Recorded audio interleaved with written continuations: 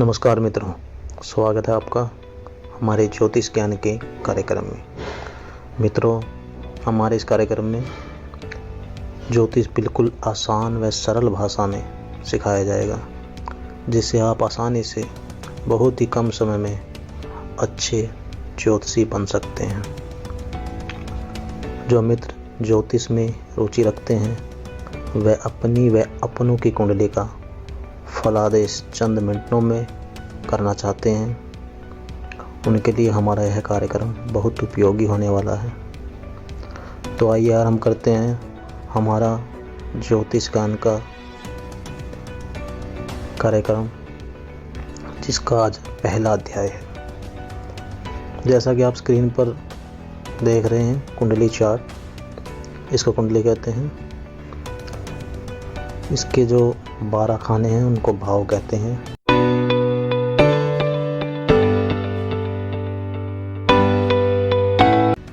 उससे पहले हमें राशि व लगन के बारे में ज्ञान होना चाहिए। जैसा कि आप देख रहे हैं, एक तरफ राशि लिखी हुई है, एक तरफ लगन लिखे हुए हैं। जैसे 1 नंबर पर मेष राशि है, 2 नंबर पर वृष राशि है, 3 नंबर पर मिथुन राशि है, 4 नंबर पर कर्क राशि है, 5 नंबर पर सिंह राशि है, 6 नंबर पर कन्या राशि है, 7 नंबर पर तुला राशि है, 8 नंबर पर वृश्चिक राशि है, 9 नंबर पर धनु राशि है, 10 नंबर पर मकर,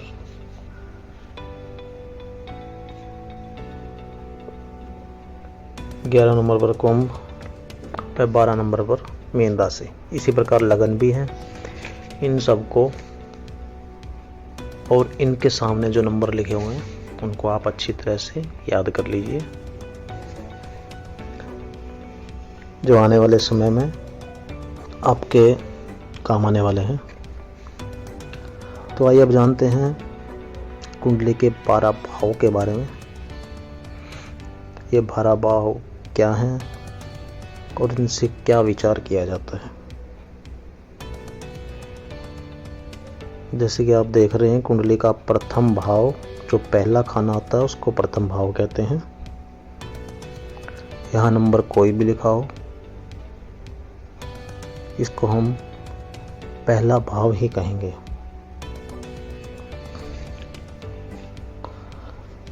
प्रथम भाव को तनु भाव भी कहते हैं। इसे हम जातक के रूप, रंग, आकृति, स्वास्थ्य, स्वभाव, मस्तिष्क,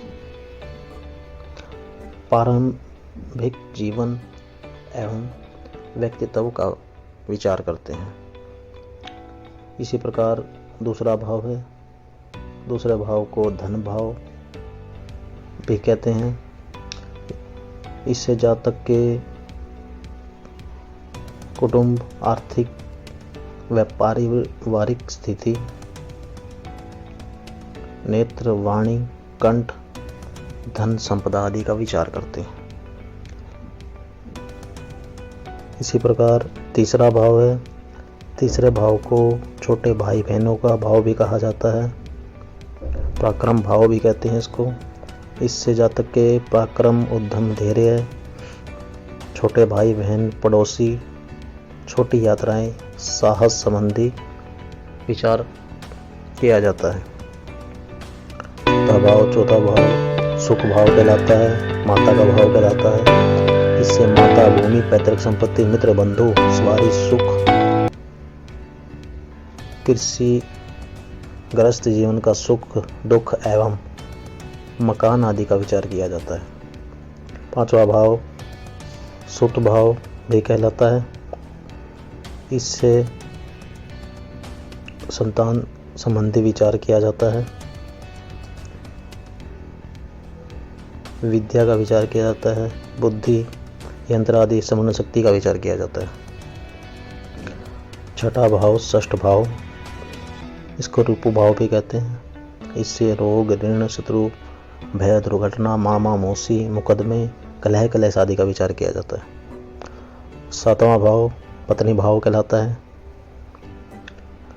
इससे विवाह, स्त्री सुख, भागीदारी, विदेश गमन, काम, विकार, व्यापार, क्रय विक्रय, स्थानांतरण, विदेश संबंध, पति पत्नी का संबंध आदि का विचार किया जाता है।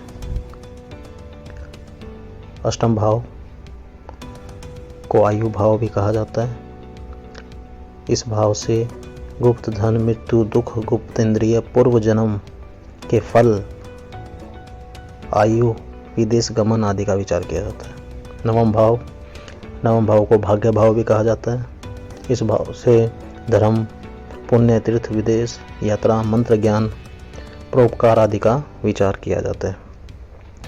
10वां भाव को कर्म भाव कहा जाता है।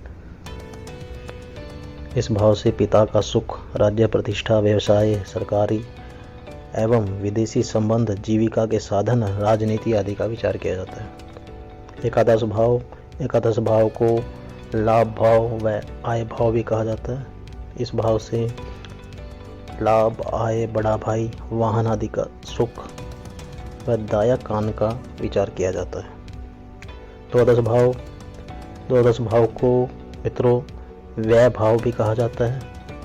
इस भाव से व्यय, व्यसन, मृत्यु, हानि, शयन सुख, मोक्ष, विदेश आदि दीर्घ यात्रा का विचार किया जाता है। तो मित्रों, इस प्रकार हमने जाना कुंडली के 12 भावों के बारे में।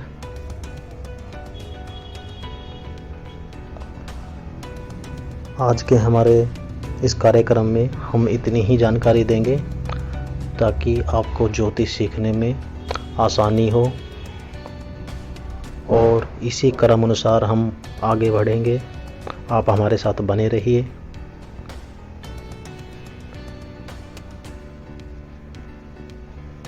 हमारे चैनल को सब्सक्राइब कीजिए, लाइक कीजिए और शेयर कीजिए।